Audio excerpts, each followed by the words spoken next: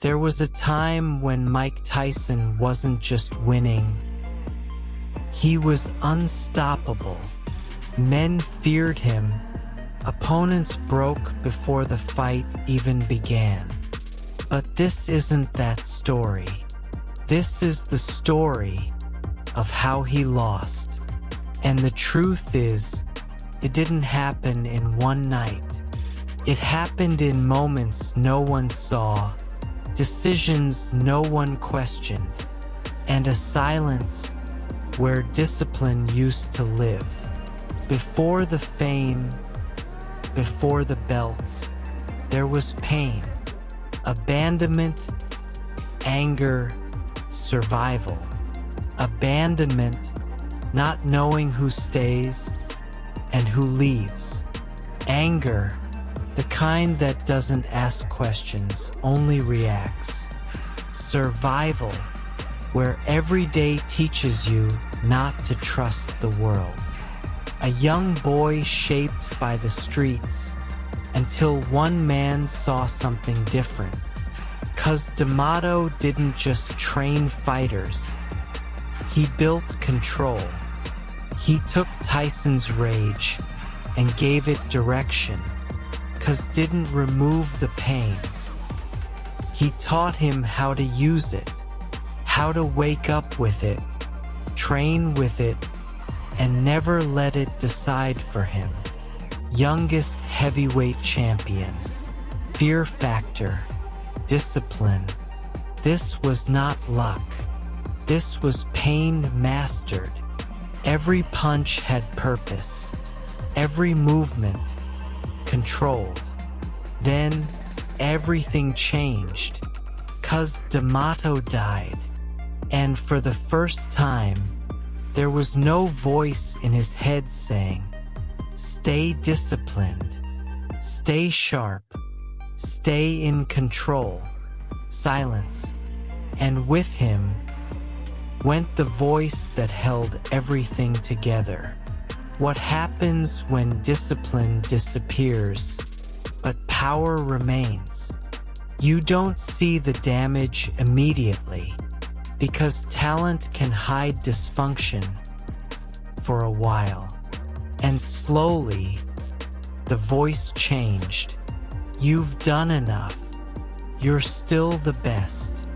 You don't need to push that hard anymore. And that's how it starts. Not with failure, but with comfort, poor decisions, wrong influences, emotional instability. The world still saw a champion, but internally, the structure was collapsing. Then came the night the world didn't expect. He lost. The world watched in shock. But what they didn't understand was, this fight didn't begin in that ring. It started months before, in skipped discipline, in ignored warning signs.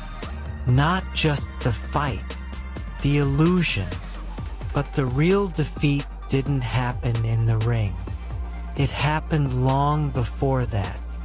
In the moments he stopped listening, stopped disciplining, stopped controlling the very thing that made him dangerous. His pain, the same pain that once made him unstoppable, now had no boundaries, no structure, no control. Prison, financial collapse, public downfall. Prison, not just a place, but a reflection of where his life had gone. Money gone, not because he never had it, but because he stopped managing what mattered. Respect fading, not in one moment, but in patterns people could no longer ignore.